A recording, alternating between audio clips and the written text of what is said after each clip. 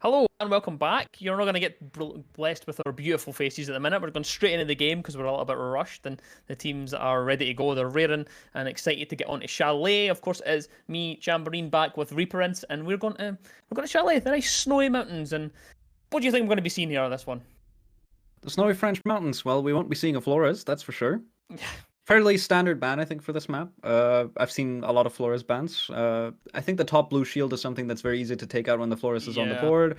Also, if Asami is on the board, Flores is a really good counter for that. And also ban coming out, that's, I think, really a counter for, I think, the basement snowmobile take and also for kitchen.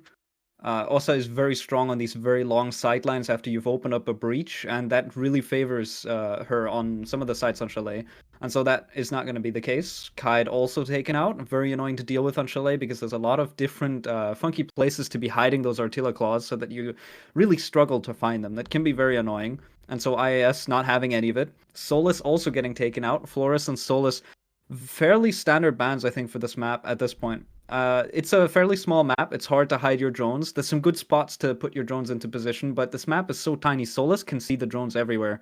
And so with Solus in play, you can't drone anything. There's no pre-place, you can't drone anything, and so Solus is way too oppressive on this map. And so I think 95% of the time you're going to see her banned out on Chalet. Yeah, I mean, our ban rate's been pretty high in general, even just across just competitive scene in general. Our ban rate's really high. I don't know how impactful it's been other than the drones. Like that's what people that seems to be the main application is to prevent like pre-placed drones and whatnot, which is obviously a good thing to deny that. But at the same time, she has so much more to offer. You know, you can deny all sorts of. It's basically anything with an electronic pulse is it's done. You can see people in drones outside. You can see claymores. You can see air jabs. You can see people when they plan. You know, all sorts of different things and. I've never really seen anyone utilize that, and it's one of those ones where I just don't think she's been that impactful a ban other than the drones, and I don't know if the drone if it's worth the full operator ban. I think there might be some operators that are maybe a little bit better to ban, but it really depends on the team and the composition and how they want to play it. And you mentioned it yourself, the Flores ban. No one surprises you that in Chalet.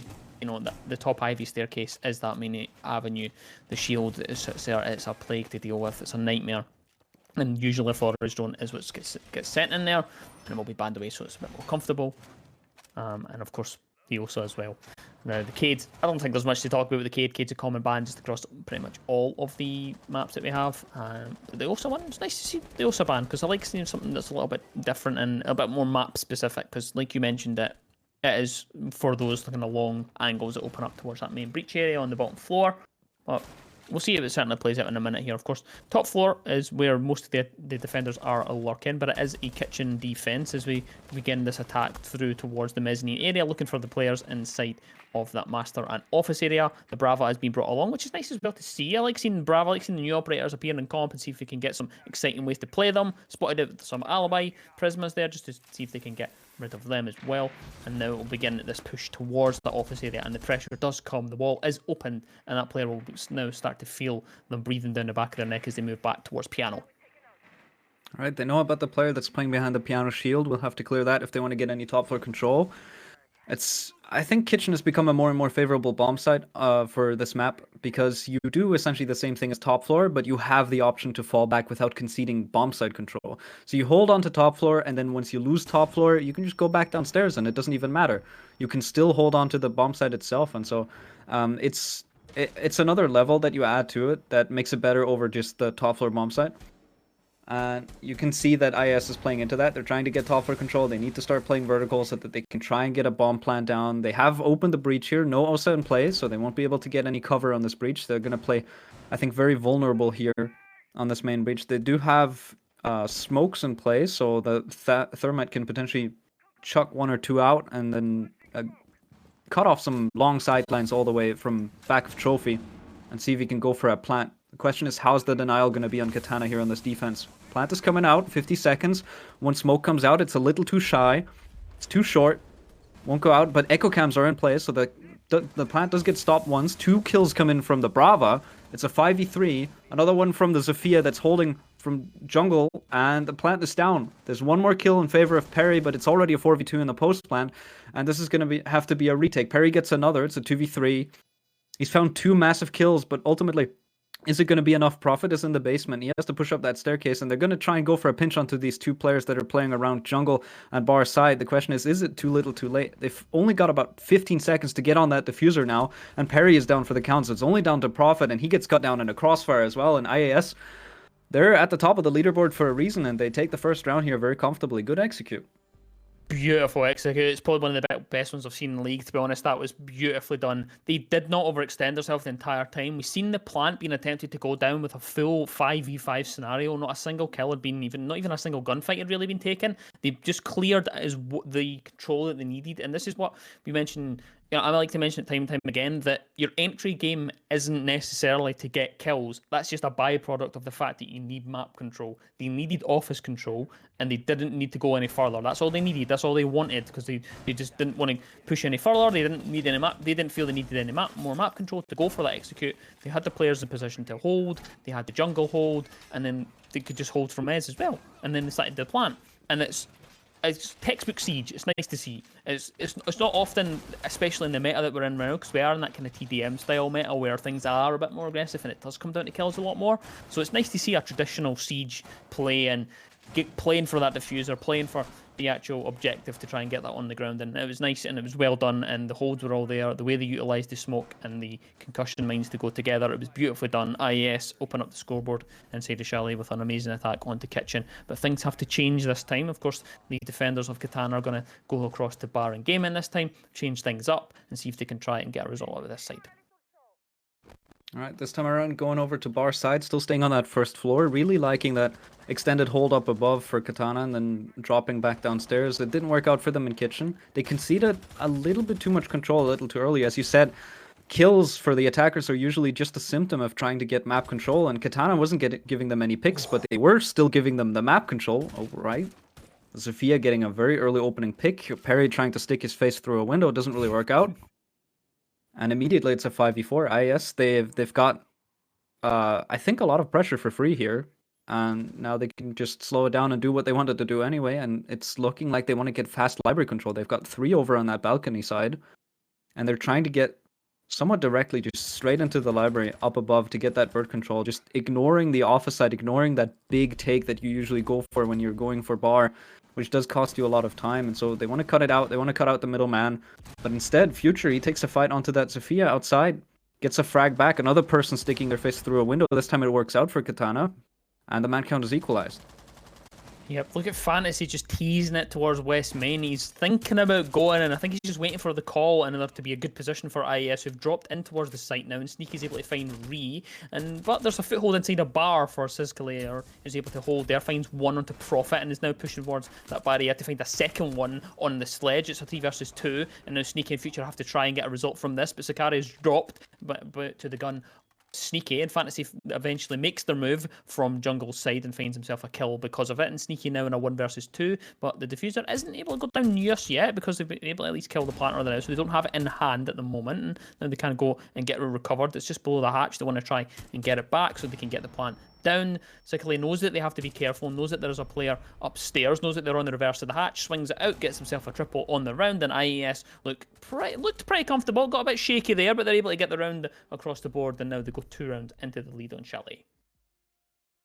Chickley deciding that that was way too much to deal with. Just wanted to get into the bomb site, wanted to find some frags, opens up the round, gets control of stock, which is very crucial for any bar attack that you go for. Just a foothold inside of the side, ultimately able to punish 2 players, and then he cleans it up in the 2v1 as well. Beautiful round. As you said, a little shaky, but IS still comfortably pulling through for the moment. Not really anything that's been too close. They've had a lot of man count advantage. Whenever there's been an equal man count, they're usually able to find the first pick into trades that then favor them. And so far, very oppressive on this attacking side. I think I can really see why they decided to start on the attacking side here, since Katana decided to go to this map. And so IS get to pick the starting side, and for now it's working out. Yeah, they're doing really well on these attacks. They're playing together. And they seem to have a great cohesion at the minute. Fantasy was one I wanted to highlight on the other side. They were just hitting the back of the site. And that's the most common way the knock is played. Everybody plays that. That's mainly why they're banned out, because you don't have to worry about the knock sneaking up on you. And Fantasy did that. They got all the way up to jungle, and you seen them push all the way, and then they thought, wait a minute, I'm just going to hold a little bit. I'm just going to wait. And they did lose a player while they waited, and it could have been to their detriment, but they still played the patience game. They still wanted to linger even longer, and that's where things work out when it comes to these kind of lurking, kind of pushing the backside. They work because if you do it too quick, someone's going to be alert to it. If you do it too late, then you don't have time. But if you time perfectly within that minute, that last kind of minute area, you're essentially guaranteed to get yourself at least a kill, because that's when people start to get a little bit more alert and they have to face up to their gunfights and have to face these windows and make sure that they don't concede anything, and they're not expecting someone to come in from it. They kind of think, oh, they would have pushed by now, but that's exactly what Fantasy took advantage of, and was able to get himself a kill from it. And then obviously, secondly, just drop the hatch, get himself a triple kill, no problem at all.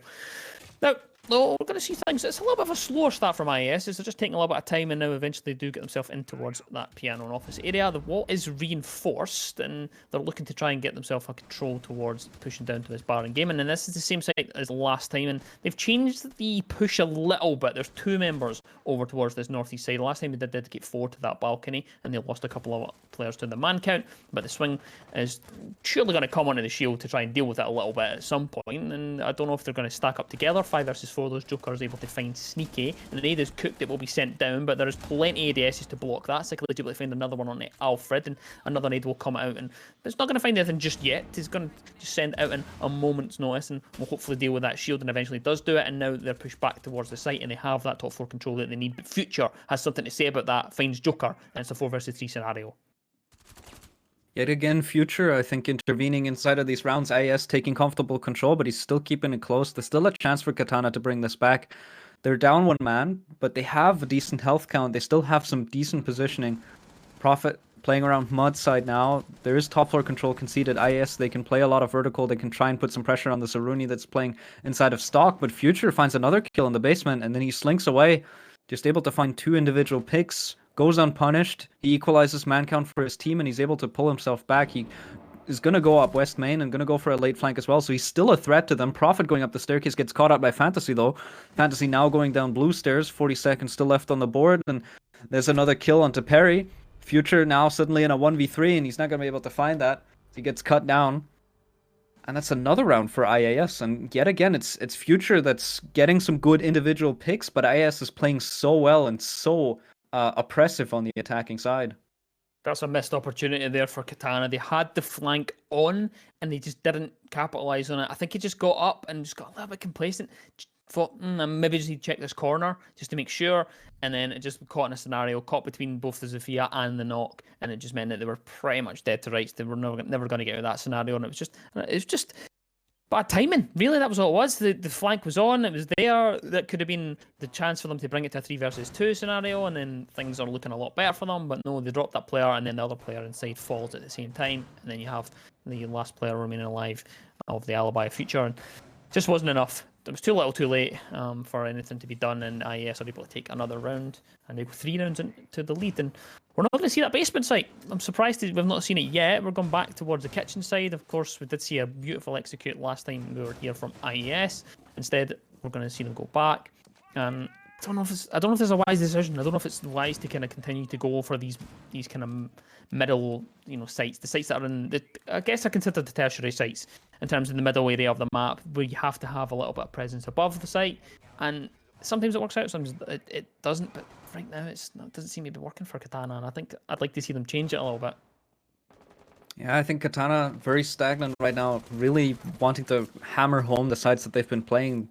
Not a lot of flexibility, and that might be costing them, because IS has their number. They've got them figured out. They've been winning these rounds fairly comfortably, and Katana is not really adapting enough, in my opinion, because they're playing similar setups, they're playing similar operators, they're playing the same bomb sites, and IS can just keep doing what they're doing, and that's going to work out for them.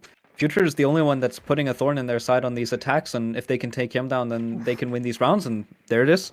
Future down for the count already. Opening pick for IS yet again. They're very good with finding these opening picks. They're very good with getting that early 5v4 advantage. And Katana is kind of just handing it to them. In the first round, they were pulling back a little too early. I was complaining how they were going back too fast. And this time around, they're not going back at all. And instead, they're dying very, very quickly.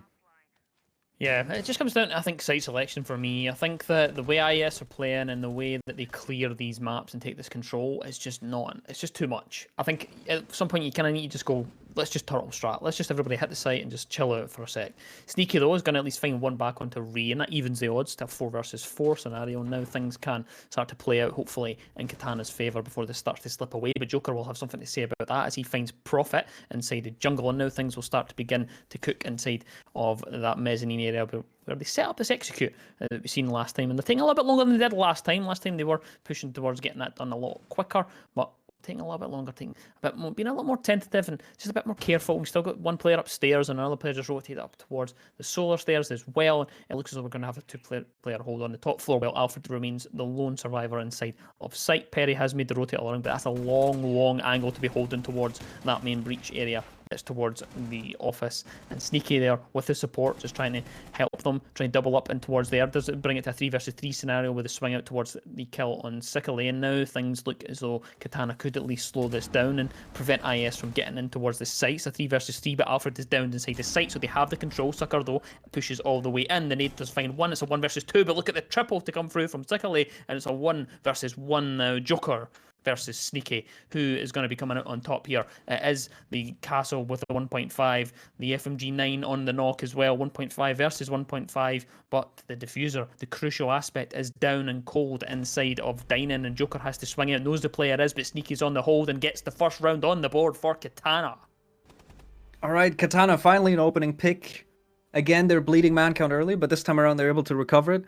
I really want to point out, I think that the play that really enabled Sneaky to go and end up winning that round was the way that he was enabled around his teammate. Perry went up to top floor, he went into master, and you said that was a very long angle, but he didn't play it for himself. He shot at that, and he baited the buck to try and swing into Sneaky without any information, and that was the pick, I think, that solicited, I think, the regaining of top floor control. Sneaky was able to regain all of that control upstairs, and that really hurt IAS because they were trying to go for an execute. They did cut down Alfred in the bomb side, but Sneaky's still above, and he puts it into a 1v1, and that ultimately is able to win that gunfight since, you know, he has the advantage of time pressure. Only 25 seconds left. Nuke does have the bomb side, but she doesn't have the diffuser. The diffuser is a little far away from her, and so she has to go and recover it, and Sneaky's able to just intervene in that moment. So very crucial round for Katana, getting that on the board, and good team play, I think, to engage what ultimately won them the round. Yeah, I 100% agree. It was beautifully played, and you know, I did point it out that it was a longer angle, and the bait did work. The castle playing close in office, and you know, you mentioned it. They got that full control all the back, and it was the first time really that we've seen IES stalling a little bit. I mentioned that in the middle of the round that they were taking a little bit longer than we thought to get this done, and you know, the last time they got the map control early, they were in office and they took exactly what they needed, but they just couldn't get past that double door in the piano. They just couldn't do it. They eventually got up to the breach, and it looked as though they were going to finally take it, but then a beautiful team play comes through, prevents that from happening, and then if you can't get the vertical hold, they're going to go well for your execute, and it just fell apart for IES. Katana get their first round, and it's looking good for them at least. And hopefully that's enough form and momentum to bring them through to get another couple of rounds on the board, and they can make themselves at least an avenue into this fixture and see if they can get some points on the board for tonight. But secondly, down below, inside of Car Garage, has the buck to try and create some of those vertical angles. Fantasy's going to open up the scoreboard inside this round and find Sneaky, but there's a roam game on the bottom floor that they have to be wary of. Of course, it is the Mozzie Perry, who's just looking to lurk down there a little bit and trying to face up towards Fantasy should they come through that doorway towards that wine cellar. But Perry is just going to move a little bit, just shoot some drones, waste some time. 2 minutes on the clock, and I believe this bomb site is the top floor, so it's going to be the first time that we're not going to see a middle site, and we're going to have to try and change up the push as well. And alongside that, we're going to see a couple of different attackers coming with that, and it's the KB that's on the board as well in the hands of Ree, so we'll see if that can pay dividends later on in this round. Man count still an advantage, not much happening after that first entry after Sneaky fell, and it's just a kind of bit of a stall at the minute as IS get himself into position to try and get an execute down. Yeah, certainly slowing down here, but for a reason. They do find Alfred. Future finds a C4 kill, a direct trade onto that ace player, and there we go. That's one of the hard breachers down. Dokubi goes down as well. Prophet finding the kill into Ree. And suddenly we've equalized yet again. Katana, they fight from the back foot early on, but they're somehow able to equalize some of these man counts. Perry now gets taken down to dangerously low HP by Fantasy on that window, just holding through a hole in the barricade, and Perry's not aware of that, but somehow he gets away with his life anyway. And so now we have 2 players on either side that are low on HP. Other than that, we have still a lot of good HP remaining. Future does cut down cheekily, and so now it's a 2v3. Man advantage for Katana. Not something that we've seen a lot of in this game, and so this could be a good omen for Katana to maybe close out this round. The fuse is down on the floor. It is recoverable for Fantasy, and they are close to the side. Joker gets a kill with the pistol, and Fantasy is just going for some pre-fires, trying to find an angle to see if he can maybe find another pick to open up this round again. It's a 2v2. You've got the 2 players with the G36 still in hand on the attacking side, and the diffuser is in play. They can go for a plant here. There's not going to be a whole lot of denial. No C4 on Future, and the plant is most likely going to go through. They have to push to retake, and Fantasy is on the cover. Joker gets taken down to 1 HP, but he does win the gunfight, and he wins the second one as well. IS, they take it again. Wow. Beautifully done there from IAS. That was excellent team play. They recognised where the gaps were in the defence. They rotated the players off the window and made sure that they made the most of their player count. They played together. They made sure they had the coverage, made sure they had the place to plant and a solid position to defend the retake should it come through. And they played exactly that. They had the one player in Solar just cuts off that entire angle, that whole side of the map. No one can come from the office side. No one can come from Master without at least exposing something. You had a pixel peek straight through the closet, and that was enough to spot anyone that was to go through that rotate. And it's just excellent play, because then you know that the only other angle you need to worry about is then that bathroom door, and it's just beautiful. They're minimizing your angles, covering the planter, make sure that you have the ability to try and defend the retake should it come through. And Joker, it helps as well if you win the gunfights. That does help. That certainly does help this scenario. But it wasn't the best round from IS. It was certainly a bit scrappy, but they got it on the board, and this is what can separate the good team and the bad teams, and then really put players and teams up towards that pinnacle of kind of excellence where they really put themselves set apart from what the top of the leaderboard would be, because they can get those scrappy rounds in. The rounds don't quite go their way, where they're kind of looking down the barrel at a loss, and they clutch it back up, and they're able to. That's where you can lean on these players like your Jokers, and they are able to get these kills and get these high situation moments, get them done, and it's excellent play. So IS going to get started on another attack here, of course, and we've still got one more before we go onto the other side of things. And Katana will be hoping they can at least pick up one more round before that happens. And we're going to go back to the same site. We're not going to see the basement defense at all as Perry opens up the kill feed inside of this round with a kill onto Sakar. That's the hard breach gone, at least one of them, because they have the Habana as well. And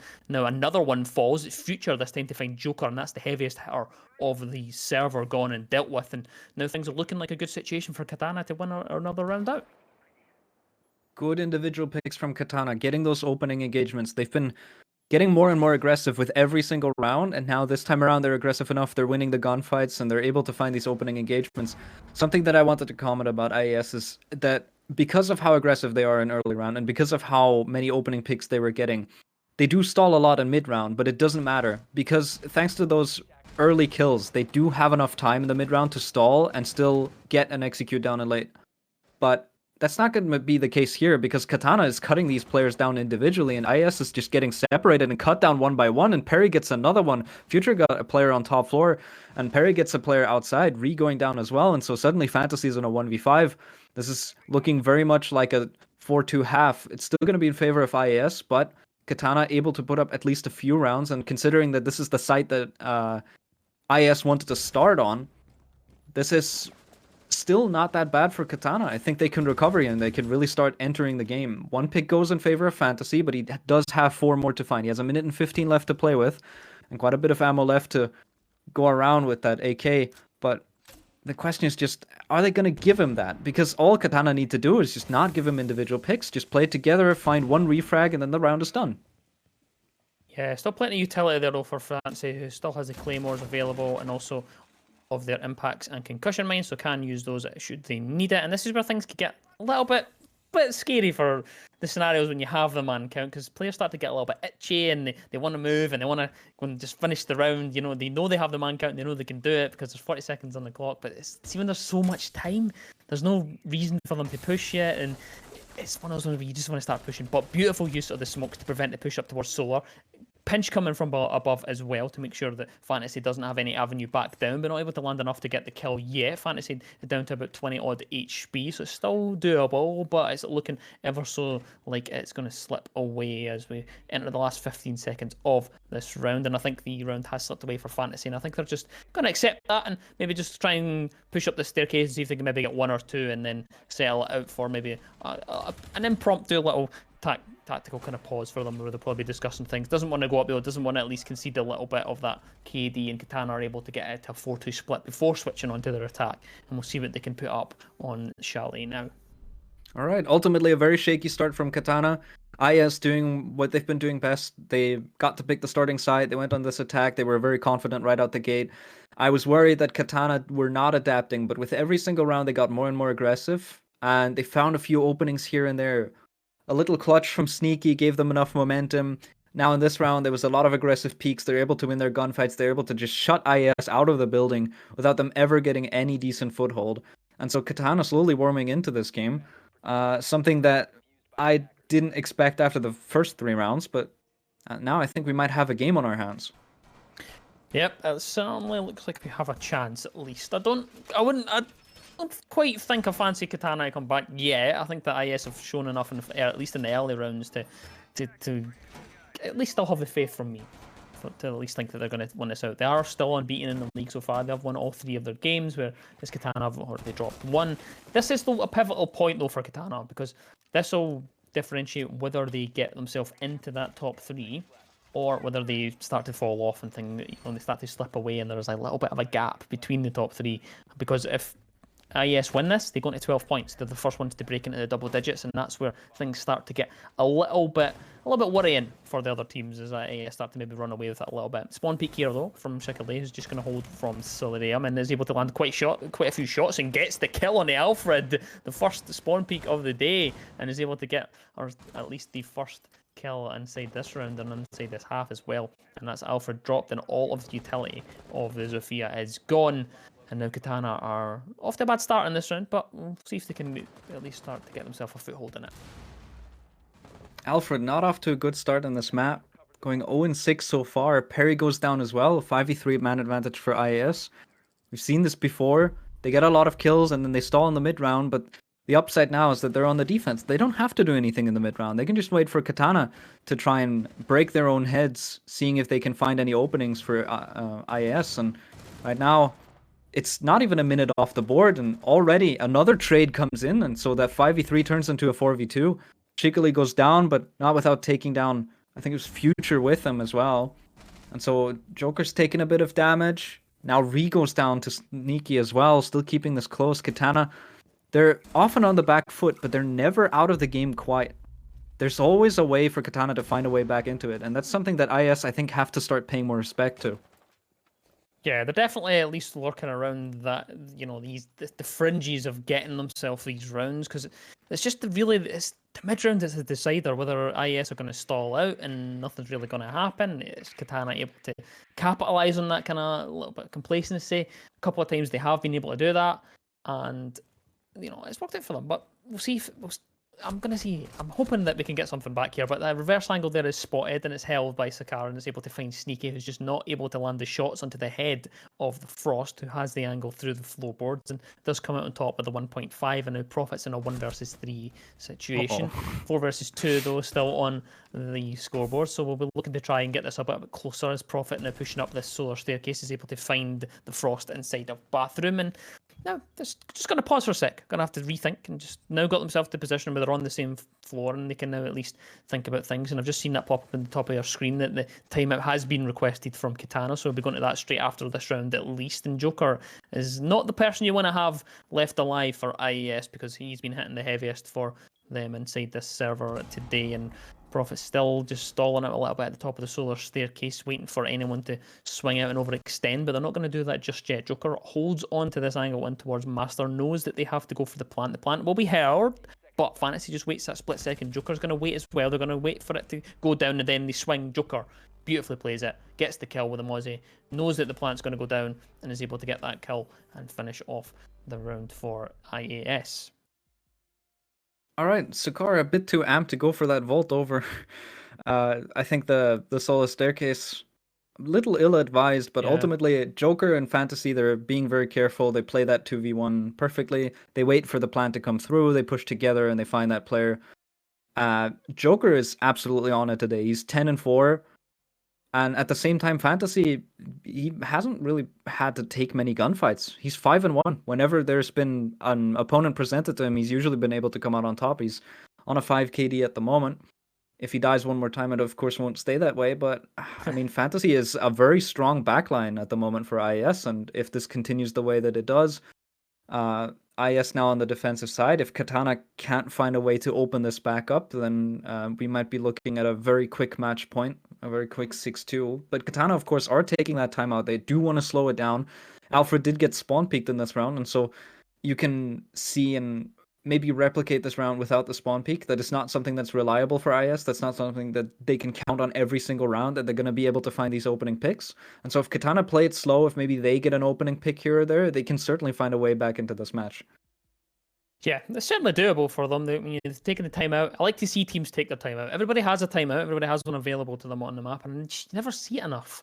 You never see people taking the time to just, let's just regather our thoughts. Let's just think about what we're going to be doing. And, sometimes it's just enough to just disrupt the team that's getting some momentum. It's just enough to do that. Even if you don't actually improve your side of things, it can just be enough to throw them off their game because they aren't able to get right into the game. And I mentioned that a couple of times. Players can get antsy a little bit, and when they start to get in a position where they're winning things, they start to overextend and they start to make silly mistakes. Like, for instance, like we mentioned, when hopping over the solar staircase, just wanting to get the kill, just desperate to finish the round and get it done. And it's one of those ones where they're expecting to win it and they just want to try and lock it out and get it done. But sometimes that can be punished, and I'm hoping to see Katana do that. And he also mentioned that it'll be a quick 6-2 if they were able to win it, but it's quite a long game. We're well over half an hour and we've only had 7 rounds, and the reason for that is for every single IAS round where they have won, the round plays out fully nearly. It goes all the way to the last minute, last 30 seconds, whereas Katana's wins, they locked out IAS within the first minute and a half. They had them done. They basically just killed them. They played the TDM type style and they just won those ones, and that's where Katana have got their wins, whereas IES are very much a more methodical team and they like to tick boxes and make sure they go through the whole thing. And I think that this game could go well into the night if Katana are able to get a couple more rounds. Yeah, Katana, they tried to win the round in a minute, and if that doesn't work out for them, then they start problem solving on the back foot in the later half of the round, and that's really been costing them a few rounds. While on the other side, you have IAS who, they start out strong and then they stall a lot in the mid round, which is why a lot of these rounds for their attacks have been so long. It's just they find opening picks and then they completely halt. They slow down and they just try and see, is there an opening that we can see? Is there utility that we can clear? And they're just not really on the correct pace for that. All right, this is what I'm talking about though. Prophet, he does find a nade kill to open up the round. That is an opening kill for Katana. We haven't seen a whole lot of those. And those are very important because if Katana can spiral from one of those into maybe 1 or 2 more, they can immediately close out the round because that's what they're known to do.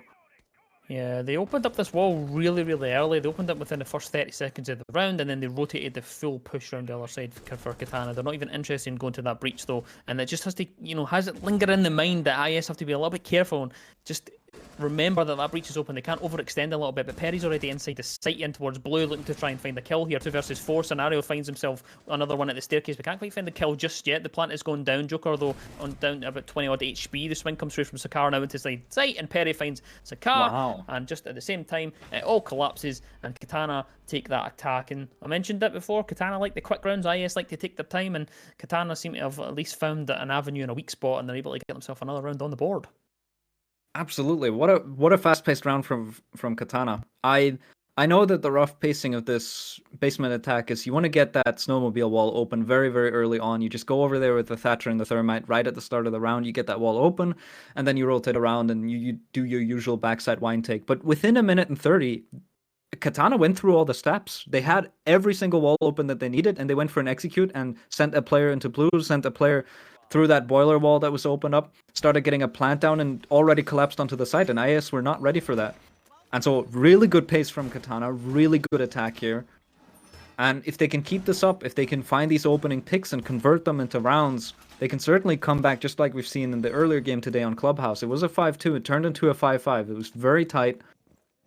And only at the 5-5 did, Chillwagon start waking up and realizing, oh, this might be slipping away from us. We have to be careful. And the question is, when does IAS realize that? Do they realize it now, or do they realize it after they've lost the game? Do they realize it in overtime? That's a big question. Yeah, I mean, the five scoreline for me is where I think you see the best siege from the team that's looking away. Because as soon as you go to match point, that's where things get desperate. I mentioned it in the last game that we casted that things start to feel a little bit forced, and you start to play a little bit.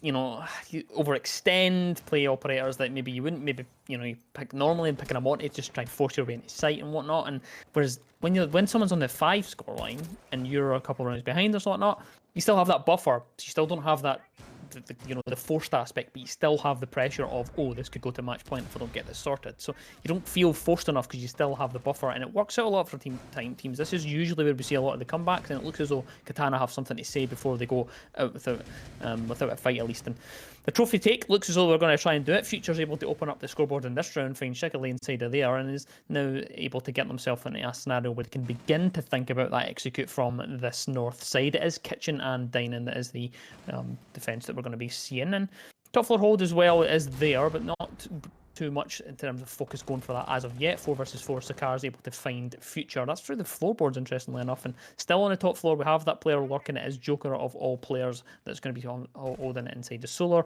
On their own, the drones come in just to try and find the information. Has the Azami to make sure that they can close off any angles and make it a nuisance to really try and find any avenue of attack on him. Sends the C4 onto the window. It doesn't quite connect, though, from Sakar inside the kitchen. Knows there's a player on the rappel inside of bedroom, but they're not going to go into that upside down rappel just yet. The ADS does burn, so that will at least indicate there is definitely someone on that window. Ree is able to find Alfred at the same time inside of Piano, and now things are looking like Katana are staring down the barrel of a potential match point coming up.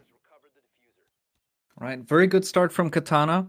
They were able to clear out that player on Solistes very early on from that vertical angle, but Sukar, he's not afraid of it. He does go for a retake, and he finds a kill back through those holes that were made by the Ash earlier, and he's able to kill Future. Alfred going down as well on the top floor is going to make things worse for Katana, but Perry's reeling it back in. He does take down Fantasy. And so we've got a minute left on the board, a 3v3. We've seen a lot of these situations between these two teams pan out in different ways. They really like keeping it close, and Ree's going to get another one on top floor. He takes down Perry. No, he's dropped back down into the side already, 45 seconds. Man advantage now for IES, and they can just hold position. Katana will have to find a way and pry it open again. Yeah, I mean, we're in the last 30 seconds now, and this is where the point where you need to start making decisions quick, because things start to get a little bit tight, a little bit pressurized. As Ree's just holding inside a dining, knows that they're going to start to come through from jungle, but they're not able to open that wall because they don't have anyone alive that can open that wall. So there's not going to be any pressure coming from the dining side except from jungle, and just drops the hatch, which is an interesting choice. And he's going to go for the flank there, but is it going to be call going to be there? No, it's not. Sneaky drops triple kill on the round for Ree, who comes up from behind, a beautifully timed. It was almost like a bait and switch there. Knew that they were inside the corner and they would want to try and get the pressure on them, but the final pick is able to come through. It's Ree with a quad is able to find the shot through the wall. You can see the trade at the same time as just their teammate in the back of the skull doesn't care. Is able to get the kill at the same time. The 4K on the round for Ree. Yeah, now, I mean, it doesn't get... You can't get any more of a better refrag than that. You're shooting through your teammate that has just died to go and get that refrag. So... Yep. There's no better angle to be holding that from. It's a really good refrag. Usually you go for a double swing, but instead you get swung and you have two people holding the exact same angle. That can work against you. Penetration is a thing in this game, especially with assault rifles. But he does go for a prone angle, so he puts himself out of harm's way. He puts himself underneath the bullets that were coming out from the sledge. And so IS, Katana had a good start to the round, but the moment that they stall just a tiny little bit, IS can start getting into the round, because IS are the king of the late round. And so far, only Sneaky has been able to get one over on IS in a late round game, and that came down to a 1v1, and that was a very tight affair. And so IS, they really like that late round. And Katana really like the early round, so it's interesting to see these two different playstyles going up against each other, and right now it seems to be facing IS because they're just, I think, better at problem solving for the late round. Yeah, I mean, we've seen a perfect example of that, the Ree versus Sneaky in that last one there. That was actually a lot closer than what it may have looked, because Sneaky is pushing up towards jungle, sees the feet holes, knows there's a player going to be playing in the corner with the reinforcements because they're safe. Why wouldn't there be? Knew they were in there, peeked up, actually got the info that the player wasn't there. For me, should have reacted a little bit quicker, and had they reacted and actually pushed in, they fully had dining available to them. The other two players weren't actually aware of the fact that Ree had given up dining and dropped the hatch. And should Sneaky have, if Sneaky had pushed, then there was an opportunity for them to get a frag on that player, and then they just have to hold Ree from coming back into the site. But no, Ree was quicker on the rotate, quicker on the kill, and Joker's going to be exactly that towards Future. Finds the kit opening pick inside what could be the final round on match point, but he's going to be immediately refragged as Profits on the other side. Future was the one to fall to Joker, and at least the top fragger for the full server is gone, and that will at least put a little bit of, a little bit kind of ease in the minds of Katanas. You don't have to think about that Oryx flying around the map, and they don't have to deal with it too much now. But I mentioned it just a few rounds back. Getting onto match point is probably the most difficult point, because you don't have a buffer. You can't make a mistake, and it's a 4 versus 4 scenario. A minute and 40 left, and it doesn't look like Katana have got themselves in as good a position as we'd see the last time. They had the wall open at this point, they had the well open. They had the round pretty much done by this point. The last time they attacked this site, it seems as though IS have made amendments for that and changed things around enough to at least have a scenario where they get themselves into that late round, like you mentioned, where they seem to flourish. Yeah, again, Katana now just using that mid round to scout out what the site looks like, see where some of these players are, get some vertical control going, see if you can open any walls. There is no hard breach on the board. Katana choosing not to go with any hard breach. I'm not sure if they drawn the site correctly, because this is basement. I mean, they did go for a top-down clear, so they are going for vert control. They can certainly get enough vertical control to just go for an execute off of that, but with all of the walls closed, there's not a whole lot of angles that IS will have to watch, and so in the 4v4, that certainly favors them. They also still have the Tachanka and the smoke on the board, and secretly he gets a kill onto Prophet. Fantasy gets one onto Parry as well. Suddenly it's a 4v2 for IS. They've got 45 seconds to hold them off. Sneaky gets inside of the bomb site. Ree gets one onto Alfred. Sneaky finds another, but it's only down to Sneaky now. He's found 2, but he has to find another 2. He has to find 2 more. He goes up against the remaining 2 Russian ops that are still in play. It's the Tachanka and it's the Kapkan. Sneaky has no scans. He doesn't have any... Oh, alright. That's it. I was going to say he doesn't have any claymores, but he just gets cut down by the Kapkan already. And that's going to be the game. I think he just forgot that wall had been prepped. There was full head holes all the way across. Didn't realise that the position of the Capcom was there. IS are able to take the round, and this is what I mentioned before. If you eventually get onto a match point, it's a bit difficult, especially if there's quite a gap. The Katana made a good effort of it, and that round where they were, when it was 5-3 and they just lost out, there was a chance there, and it's just slipped away for Katana to get themselves a real good foothold inside this match. And unfortunately, IS are going to win that out, and for Katana's sake. And IS, however, convincing. There was a couple of shaky points, but the scoreline will suggest otherwise. 7-3, they're able to take that, and they go on to 12 points. They've now opened up quite a bit of a gap on the other teams within the league, and they're looking pretty good. I was pretty happy with the way that they did that. Their attacks were great. There was, of course, it looked like Katana might have an avenue in, and I think if other teams are watching the VODs, they should be paying attention to how they can't deal with the pressure early on. If you're able to at least put up something, get in their faces right early on before they can get themselves the drones in, before they can get the foothold in the map and the map control that they need, and then you'll have a good performance. Don't let them get into that late round. Don't let them get comfortable and start having the time. It's when they have that time with them is when they've really seen, we've really seen their potential. It was a great game from IS, and I think the other teams will be a little bit wary of them going forward. Yep, they solidify themselves at the top of the league, and as you've said, we've had a big midfield at the start of the day, and with just these 2 matches, I think we've solidified more of a top and bottom. We now have a big disparity between who's at the very top. We have IS, we have FDM, and we have Chillwagon, who've now solidified themselves all the way up top. And then on the other side, Katana, they stay where they are. IS just keeps getting further away from them, and we're starting to see a solidified bottom half. And I think that's just going to get further exacerbated in the major.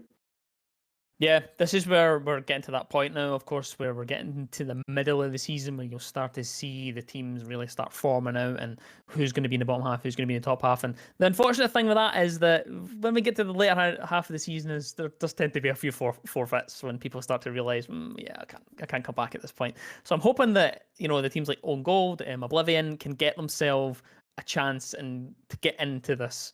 And I hope that they, I never want to see a team go out without at least having a couple of points. And I want them to at least get themselves on the board and they can put a good fight up. I want to see a bit of mix. I don't like it when there's, when teams run away with it and stuff like that. And I think that the way that Katana performed against IES, I think that teams will be looking at them and saying, they're not invincible. They dropped quite a few rounds and there's a few rounds that could have went either way. And I think going forward, then they need to be wary of that. Yep. I mean, you've said it well. Yeah. It would be sad to see people go out with forfeits. I think clawing your way back into a league and halfway through, there's definitely still a way that you can find yourself to the middle of the table, even if you have a bad start. But that depends on, I think, endurance. You need to be able to take a loss here or there, unless you're IES, in which case you can just win every game. But not everybody gets that luxury. Somebody has to lose these games. And if it's not IES, then it's gonna be Katana. Yeah. That's the way the cookie crumbled for them tonight. But that is going to be it from us. That's both of the games done. There was a forfeit earlier in the evening. So there was supposed to be 3 games, but it was forfeited. And I think there's a reschedule as well for the last fixtures because there's usually 4. Of course, we're going to be back with a minor on Thursday. That'll be a slightly different setup. I'll be on that as well. I don't know if you'll be on it yourself, but there's going to be a few different... I think there's going to be a few different faces on Thursday, actually, if I'm right there. We'll have some variety on Thursday. I don't think I might make it, but it's certainly still going to be interesting. I might give it a watch when I have some time on the side. But yeah, before we go, of course, we are Talent League and we're still looking for some people if you want to join in with the casting, if you want to join in with production, whatever you fancy, even if you're just interested in playing maybe next season or whatnot, do hit us up, any one of us, anyone in the staff, anyone in the casters, and just drop us a DM, join the server. If you have anything that you want to give, we're pretty open to letting a lot of people have their chances. That's why we're called Talent League, surprisingly enough. We let everybody have a go and we let everybody have a crack, and we want to get people up and up and coming people in the scene. We want to try and boost them up and stuff and whatnot. But tonight it's been Chamberlain, it's been Reprints, and that's it. That's all gone. So you guys enjoy the rest of your night and we'll see you in the next one.